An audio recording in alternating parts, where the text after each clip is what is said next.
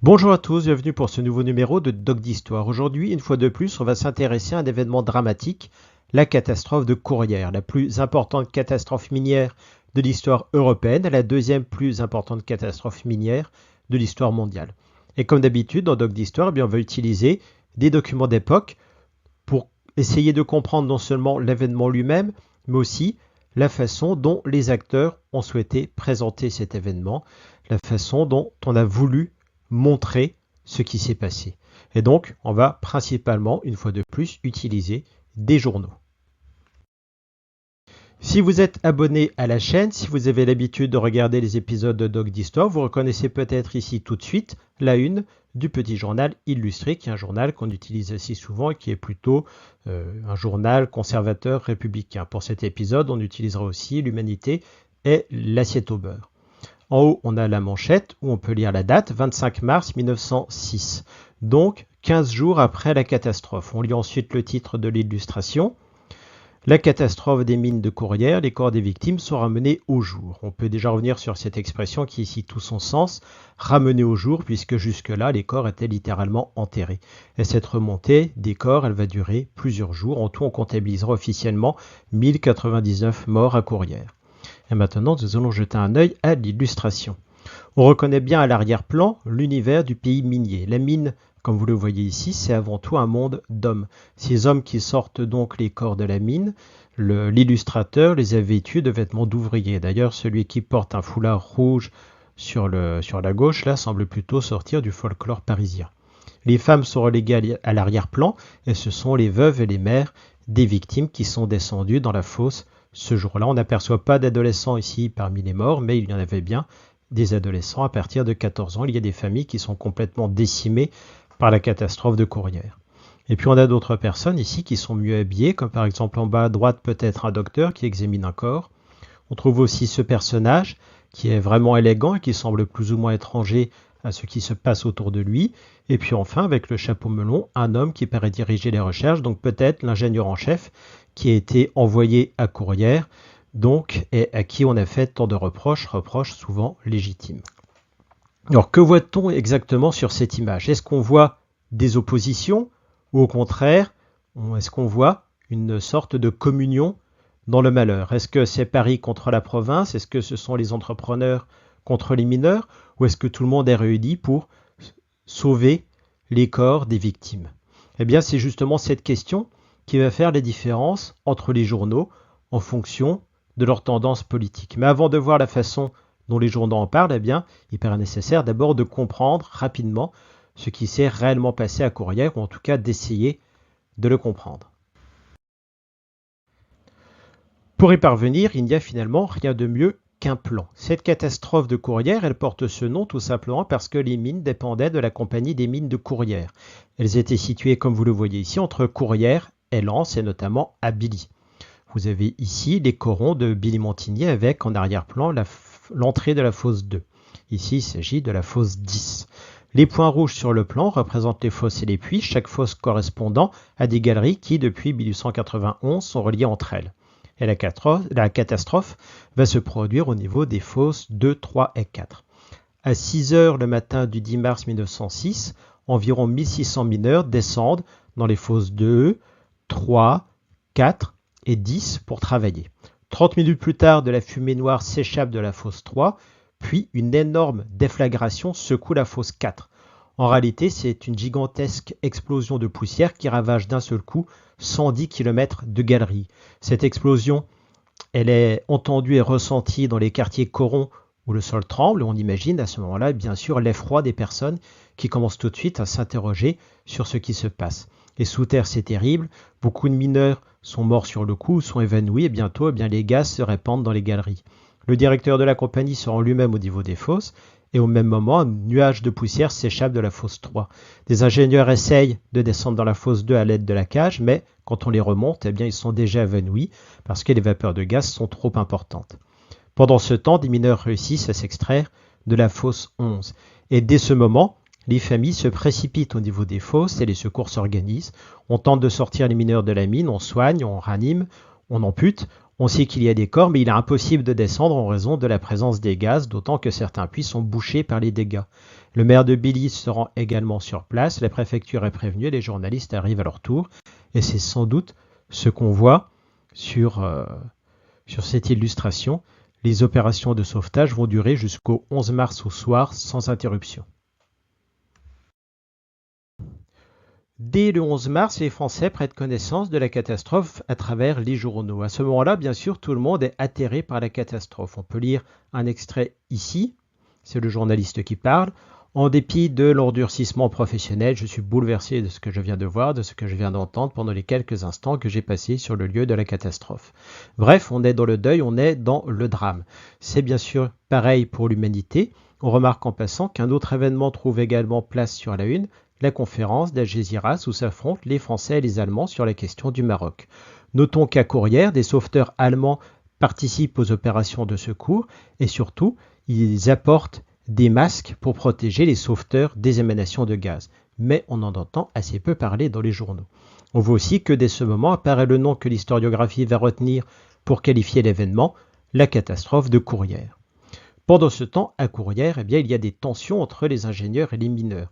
En effet, les ingénieurs prennent des décisions sans consulter les mineurs et décident par exemple d'inverser le système d'aérage, ce qui doit faciliter le travail des sauveteurs, mais qui risque en même temps de provoquer l'asphyxie des mineurs coincés dans les galeries.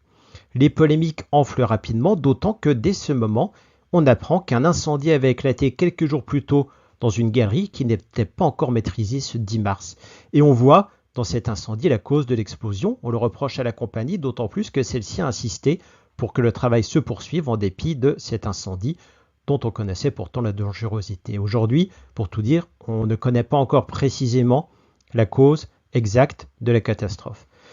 Mais aussi, on reproche aux ingénieurs d'avoir muré certains puits pour étouffer l'incendie, ce qui laisse à penser qu'on cherche à préserver les installations plutôt que de poursuivre les opérations de sauvetage. Et ces opérations de sauvetage, elles s'arrêtent dès le 15 mars. Il faut dire qu'à cette date, on a déjà 16 sauveteurs qui sont morts pendant ces opérations et on considère, par erreur, qu'il n'y a plus de survivants à retrouver. Mais revenons à notre presse. Ici, on est le 12 et vous voyez que la catastrophe de Courrières fait toujours la une. Le 13 également. Le 14, en revanche, elle est reléguée en page intérieure. On voit apparaître un personnage qui va bientôt avoir un rôle à jouer dans la suite des événements. C'est Clémenceau, qui est alors nommé ministre de l'Intérieur. Parce que le 15 mars, la colère gronde dans le bassin minier. Cette colère, elle est attisée d'une part par les décisions prises par la compagnie, décisions qu'on vient d'évoquer, et aussi d'autre part par le mépris dans lequel sont tenues les familles des victimes. Le 15, Clémenceau arrive dans la région accompagné d'une troupe de 20 000 hommes, ce qui exacerbe encore les tensions, et en plus, à ce moment-là, des rescapés parviennent de temps à autre à sortir de la mine, ce qui prouve que les ingénieurs ont eu tort en estimant le 15 qu'il n'y avait plus de survivants. Et au niveau du petit journal, qui est, comme on l'a dit, un journal plutôt conservateur, on commence à être un petit peu embêté par cette histoire parce que communier avec les victimes, oui, soutenir des grévistes, c'est bien sûr plus compliqué. C'est dans ce contexte qu'apparaît cette fameuse image dont nous avons déjà parlé. En revanche, nous ne sommes pas allés voir le texte qui l'accompagne. Et donc, à l'intérieur de cette édition du Petit Journal illustré, on a ce long article qui commence en faisant part de l'empathie des journalistes. On trouve alors différentes histoires tragiques, comme celle d'un homme qui a réussi à sortir de la mine, mais qui a perdu son fils de 15 ans qui travaillait à ses côtés. Toutefois, l'essentiel de l'article est consacré au progrès technique, qui est censé avoir simplifié la vie du mineur. Et les infos données ici sont plus ou moins vraies, plus ou moins orientées. Par exemple, on nous apprend que l'aération des mines a fait de tels progrès qu'on peut désormais respirer dans la mine comme à l'air libre, ce qui est bien sûr totalement inexact. Et puis on nous dit aussi que justement, les mines de Courrières faisaient partie des mines les plus sûres d'Europe. Autrement dit, cette catastrophe, aussi tragique soit-elle, est due à un manque de chance, ces entrepreneurs faisant tout pour assurer la sécurité des mineurs. C'est évidemment une réponse aux assertions d'autres journalistes qui, eux, doutent de l'attitude de la compagnie des mines de Courrières. Et le reste de l'article nous explique qu'en dépit du danger, le mineur aime son métier et le tout se termine par des explications historiques. Au mois d'avril, alors que les grèves secouent le bassin minier, le petit journal illustré revient sur la catastrophe de Courrières. Cette fois, on est à la date du 15 avril 1906. Il s'agit d'illustrer un geste symbolique, c'est la remise de la Légion d'honneur à des survivants, à des hommes qui ont réussi à sortir de la mine par leurs propres moyens. Ces hommes qui sont représentés ici, on les rend en très bon état. En réalité, la plupart des rescapés et des survivants ont été horriblement blessés, pour certains horriblement défigurés par la catastrophe. Toutefois, ce qui m'intéresse le plus, c'est ce qui se trouve à l'intérieur de cette édition du Petit Journal illustré. À nouveau, un long article consacré à Courrières. Au début de cet article, on nous relate le calvaire des emmurés vivants qui ont réussi à sortir donc de la fosse par leurs propres moyens. Toutefois, il n'entre pas dans l'idée du Petit Journal de discuter la décision de cesser les sauvetages. Ensuite, on a un petit passage qui se veut pittoresque sur le mot récapé ou rescapé sur le parlichti. C'est à partir de la catastrophe de Courrières que le mot rescapé entre dans le dictionnaire. Après ça, le journaliste nous explique que ces rescapés sont bien contents de leur médaille, bien que, nous dit l'article, ces gens sont naturellement froids et peu enclins aux sentiments. Et ce passage se termine par l'idée que ces rescapés sont contents sans arrière-pensée et qu'à leur avis, il leur a été rendu pleinement justice. C'est évidemment une blague, le pays minier est en effervescence depuis le 15 mars, mais à cette effervescence, le Petit Journal va trouver une autre explication que nous verrons tout à l'heure. Tout le reste de l'article est consacré à la vie du mineur, pour expliquer que finalement, ce mineur, il a la belle vie et il est heureux. D'abord, on peut lire ce passage intéressant. Dans les premiers temps de l'épouvante, des mineurs ont dit à quelques-uns de nos confrères que s'ils exerçaient ce métier périlleux, c'était faute de pouvoir en choisir un autre. Le Petit Journal, bien sûr, réfute cette assertion. Le mineur est en général un bon vivant qui ne se frappe pas à l'idée des dangers qui le guettent. D'ailleurs, il faut bien le dire, si de loin en loin d'éclatait quelque épouvantable sinistre comme celui de Courrières, la profession du houilleur serait enviable pour bien des ouvriers. Le mineur travaille toute l'année sans un jour de chômage forcé. Il est logé pour presque rien, soigné gratis. Une pension garantit la quiétude de ses vieux jours. Bien sûr, en général, des vieux jours, il n'y en a pas, puisque à cette époque, un mineur a une espérance de vie de 40 à 50 ans. Enfin, on nous explique que dans les quartiers corons, la vie est belle. Ces corons ne sont point, comme on se l'imagine trop volontiers, des cités de gêne et de misère. Les dimanches, les jours de fête, la plus franche jovialité y règne. Donc voilà pour la vie du mineur. Et le 6 mai, un autre exemplaire du Petit Journal illustré est à nouveau dédié au Nord, au pays du Nord, évoquant cette fois ce que le Petit Journal appelle des troubles révolutionnaires, mais qui sont en réalité le résultat d'une colère qui paraît légitime. Sauf que le Petit Journal, lui, préfère évoquer l'action d'agents extérieurs qui seraient venus prêcher la Révolution rouge, ce qui semble tout à fait inexact. Ces articles ont un objectif, c'est de répondre aux autres journaux, type l'Humanité, qui questionnent les conditions de vie et qui suspectent l'entrepreneur et les ingénieurs d'avoir sacrifié la vie des ouvriers pour sauver les installations. Cette accusation, elle la retrouve notamment dans cette édition spéciale de l'Assiette au beurre qui date du 24 mars 1906, donc quelques jours après la catastrophe. Pour info, l'Assiette au beurre, c'est un journal satirique qui est plutôt proche des milieux anarchistes. À l'intérieur, le premier dessin se veut un petit peu plus sobre que celui du Petit Journal et vous voyez dans le titre une évocation du drame de Fourmies, quand la troupe avait tiré sur les grévistes, faisant 9 morts. On a ensuite un texte qui accuse directement la compagnie d'avoir fait descendre des mineurs de la fosse alors qu'un incendie n'était pas encore maîtrisé, ce qui aurait déclenché la catastrophe. Comme on l'a dit aujourd'hui, personne n'est encore sûr des causes du drame.